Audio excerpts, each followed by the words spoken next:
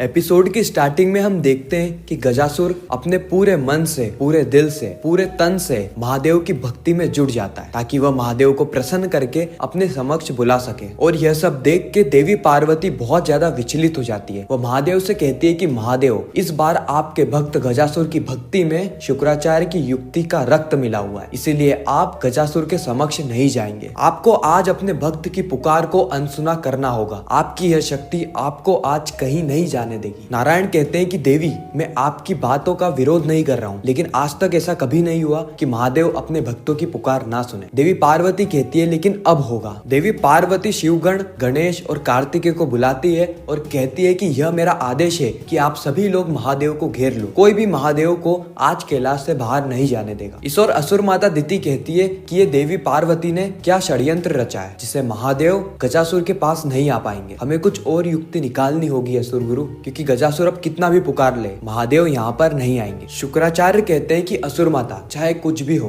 दोनों ही परिस्थिति में जीत हमारी होगी। इधर हम गजासुर को देखते हैं जो कि महादेव को पुकारते पुकारते बेहोश होने की हालत में होता है, लेकिन फिर भी उसके मुख से सिर्फ एक ही नाम निकलता है, महादेव महादेव। वह अपनी अंतर आत्मा से महादेव को पुकारता है। भले ही वह खड़े होने की हालत में ना हो, लेकिन वह घुटनों के बल शिवलिंग के चक्कर लगाता है और महादेव महादेव पुकारने लगता है। और यह सारी ही चीजें देख के महादेव की आंखों से आंसू आने लगते हैं। महादेव ध्यान से बाहर आते हैं और कहते हैं गजासुर, मैं आ रहा हूँ। और जैसे ही महादेव कैलाश से बाहर जाने लगते हैं, वह देखते हैं कि देवी पार्वती, गणेश, कार्तिकेय और सारे ही शिवगण ने उन्हें घेर लिया है। देवी पार्वती महादेव से कहती है कि महादेव, आज हम आपको कहीं नहीं जाने देंगे। महादेव जवाब में कहते हैं कि कर्तव्य मुझे बुला रहा है देवी, मुझे जाने दीजिए। महादेव कहते हैं कि मैं मेरे भक्त गजासुर की पुकार को अनसुना नहीं कर सकता, मुझे जाने दीजिए। देवी पार्वती कहती है कि गजासुर की पुकार में शुक्राचार्य के षड्यंत्र का रक्त मिला हुआ है ताकि वह आपको वहां पे बुला के अपनी योजना को संपूर्ण कर सके, आपको इस ब्रह्मांड से विलुप्त कर सके और शक्ति के रहते शिव के ऊपर कोई भी संकट नहीं आ सकता। महादेव कहते हैं कि मैं अपने कर्तव्य से कभी भी मुख नहीं मोड़ सकता, शिव अवश्य जाएंगे। महादेव कहते हैं कि हट जाइए देवी, शिव के सिद्धांतों के आड़े मत आइए, लेकिन देवी पार्वती हट पे अड़ जाती है। फिर हम देखते हैं कि देवी पार्वती और सारे शिवगण ने एक दूसरे का हाथ पकड़ रखा होता है, तो उस हाथ के अंदर से अग्नि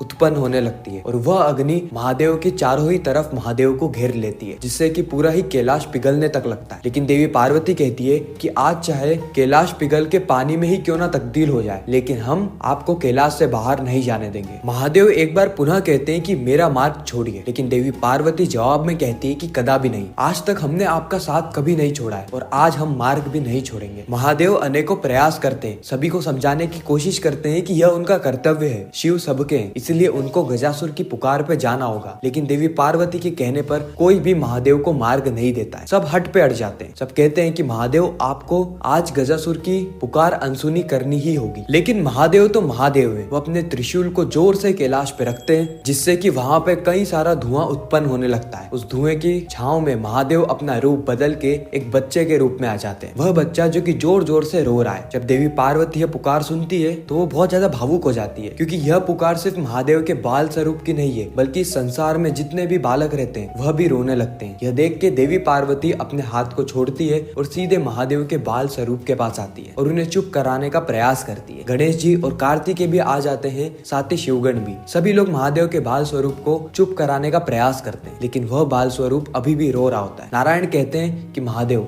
आपकी लीला अपरंपार है। और इसी के साथ यह एपिसोड यहीं पर ही खत्म हो जाता है, इस सस्पेंस के साथ कि महादेव क्या गजासुर के पास जाएंगे, और अगर जाएंगे तो किस तरीके से शुक्राचार्य अपनी रणनीति से महादेव को विलुप्त करने की कोशिश करेंगे। ये सारी ही चीजें हमें शिव शक्ति के आने वाले एपिसोड्स में पता चलने वाली है। ऐसे ही शिव शक्ति की लेटेस्ट फास्टेस्ट अपडेट पाने के लिए, साथ ही रिकैप देखने के लिए हमारे चैनल को सब्सक्राइब जरूर करें। मैं मिलता हूँ आप सभी से किसी नेक्स्ट इंटरेस्टिंग वीडियो में। जब तक के लिए गुड बाय, हर हर Mahadev and happy new year.